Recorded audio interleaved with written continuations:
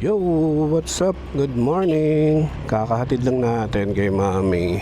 Dito na tayo sa Ortigas. Naghahatid daily. Kaya iba na eksena natin.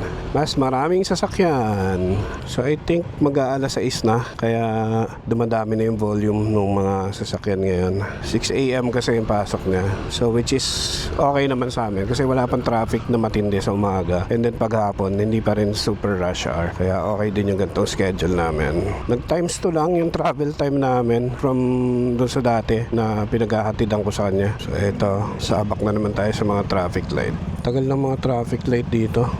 Grabe, extend ni Kuya ng paa niya sa labas eh. Oh. Yung mga delikadong magulungan. Overextending. Dapat yung sakto lang.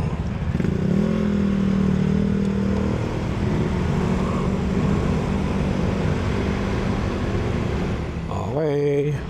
Dito na tayo sa round 2. Pag inabot ka ng rush hour dito, grabe ditong mga traffic light dito kasi ino-override ng mga enforcer. Hindi ko lang sure kung private yung ano dito, yung mga enforcer. Parang mga gwardiya kasi yung suot eh. Kung parang same sa BGC na may ano sila, parang mga marshal. Papagas ako bago umuwi kasi pula na. Pasok ka na mga tao. Oh, grabe yung pulutong nung ano doon, no? Mga motorcycle taxi. Convenient kasi pag lalo sa ganito ka nagtatrabaho, dali nilang makarating. Hindi naiipit kagaya ng mga four-wheeler. Pangatlong traffic light. Oh, kakulay ni Mr. White. Ah, hindi. Iba yung pagka-white niya. Gigil si Kuya. Akala ko turn right anytime dito. Hindi pala. Oh, papunta na tayo sa pang-apat na traffic light. Hassle lang. Ganyan talaga. Hanap buhay. Yayaman din tayo. No, kamote man. Aga-aga, kamote. Wow! Kinarir. Number 2. Kamote number 2. Oh yeah.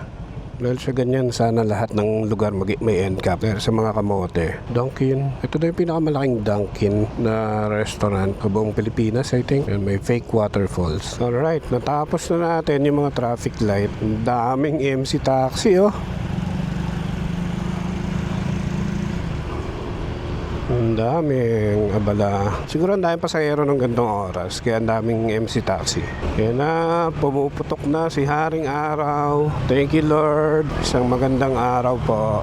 At mamayang gabi, balik trabaho na naman tayo. So ngayon ko masusubukan yung bagong schedule namin. Kasi kailangan kong gumising ng mga around 2:30 para mahatid ko si Mami. Masundo. And then pagka uwi namin, matutulog ulit ako. Siguro mag-alarm na lang ako. Mga around 7. Around 7 ako gigising.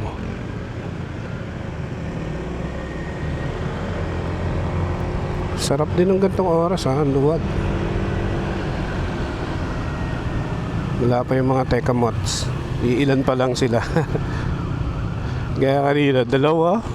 Kulit eh. Malilate na. Alam mo palang malilate ka, ayaw mong gumising na maaga, di ba? Para hindi ka nagmamadali. Hindi ka pa nagwa-violate.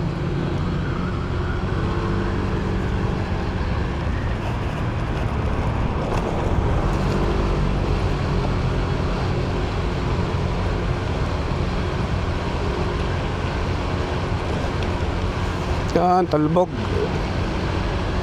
Nagdagdag nga ka pala kasi ako ng hangin kahapon bago ako sumundo.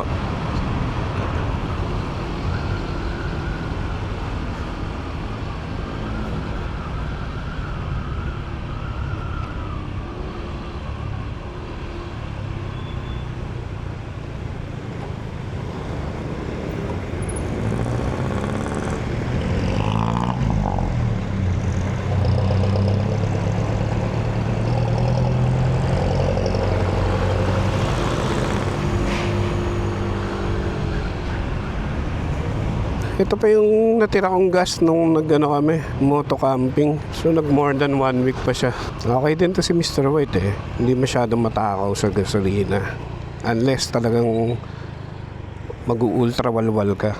Pagas muna tayo bago umuwi. Mangga, nanalaglag. Indian mango. Beautiful morning. Tingnan niyo yung langit. Ang ganda. Naka-on pa pala yung intercom ko. Hindi ko napansin. Pagas tayo dito.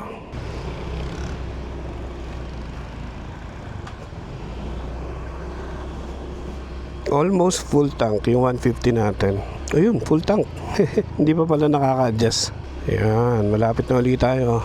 Alright. Maraming salamat ulit sa pagsama sa isa na namang episode ng ating morning kwentuhan. Until my next video. Peace out.